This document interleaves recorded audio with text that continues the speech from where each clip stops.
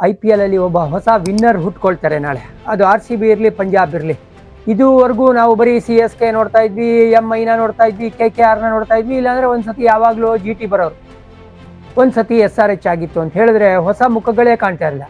CSK MI CSK. ಇವಾಗ ಸದ್ಯಕ್ಕೆ ಅದಕ್ಕೆ ಮಂಗಳ ಹಾಡಿ ನಾಳೆ ಒಂದು ಹೊಸ ಅಧ್ಯಾಯ ಓಪನ್ ಆಗ್ತಾ ಇದೆ.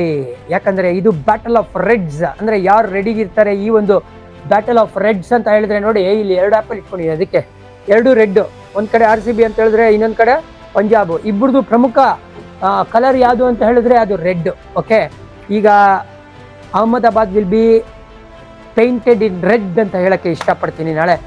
ಒಂದ್ ಕಡೆ ಜೆರ್ಸಿ ನಂಬರ್ 96 ಅಂದ್ರೆ ಶ್ರೇಯಸ್ ಅಯ್ಯರ್, ಇನ್ನೊಂದ್ ಕಡೆ ಜೆರ್ಸಿ ನಂಬರ್ 97 ಅಂದ್ರೆ ಅದು ರಜತ್ ಪಟಿದಾರ್.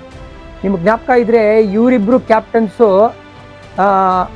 ಸೈಯದ್ ಮುಷ್ತಾಕ್ ಅಲಿ ಟೂರ್ನಮೆಂಟ್ 2024 ಫೈನಲ್ಸ್ ಅಲ್ಲಿ ಮುಖಾಮುಖಿ ಆಗಿದ್ರು. ಬೆಂಗಳೂರಲ್ಲಿ ನಡೆದಂಥ ಒಂದು ಫೈನಲ್ಸ್ ಪಂದ್ಯ. ಶ್ರೇಯಸ್ ಅಯ್ಯರ್ ಅವರು ಮುಂಬೈನ ಲೀಡ್ ಮಾಡ್ತಾ ಇದ್ರು, ರಜತ್ ಪಟಿದಾರ್ ಅವರು ಮಧ್ಯಪ್ರದೇಶನಲ್ಲಿ ಲೀಡ್ ಮಾಡ್ತಾ ಇದ್ರು. ಆ ಫೈನಲ್ ಎಂ ಚಿನ್ನಸ್ವಾಮಿ ಸ್ಟೇಡಿಯಮಲ್ಲಿ ನಡೀತಾ ಇರ್ಬೇಕಾದ್ರೆ ರಜತ್ ಪಟಿದಾರ್ಗೆ ಏನಿತ್ತು ಎನ್ಕರೇಜ್ಮೆಂಟ್ ಅಂದರೆ RCB ಅಂತ ಕರಿತಾ ಇದ್ರು. ಬಟ್ ಆ ಪಂದ್ಯನ ಗೆದ್ಕೊಂಡು ಹೋಗಿದ್ದು ಮುಂಬೈ ಹಾಗೂ ಶ್ರೇಯಸ್ ಅಯ್ಯರ್. ಸೊ ಇವರಿಬ್ರು ಕ್ಯಾಪ್ಟನ್ಸ್ ಆಲ್ರೆಡಿ ಒಂದ್ಸತಿ ಮುಖಾಮುಖಿ ಆಗ್ಬಿಟ್ಟಿದ್ದಾರೆ ಒಂದು ಫೈನಲಲ್ಲಿ. ಓಕೆನಾ, ಇದೊಂದು ಕಡೆ ಇಡೋಣ.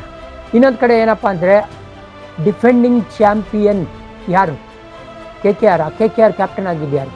ಅದು ಶ್ರೇಯಸ್ ಅಯ್ಯರ್. ಇವರು ಒಂದು ಕಡೆ ಇದ್ದಾರೆ ಅಂದರೆ, ಇನ್ನೊಂದು ಕಡೆ ಫಸ್ಟ್ ಟೈಮ್ ಕ್ಯಾಪ್ಟನ್ ಆಗಿರೋದು RCBಗೆ. ಫಸ್ಟ್ ಟೈಮೇನೆ ಕರ್ಕೊಂಬಂದಿದ್ದಾರೆ ಇವರು ಫೈನಲ್ಸ್ಗೆ. ಆ ಒಂದು ಹೆಗ್ಗಳಿಕೆ ರಜತ್ ಪಟಿದಾರ್ ಅವ್ರಿಗಿದೆ.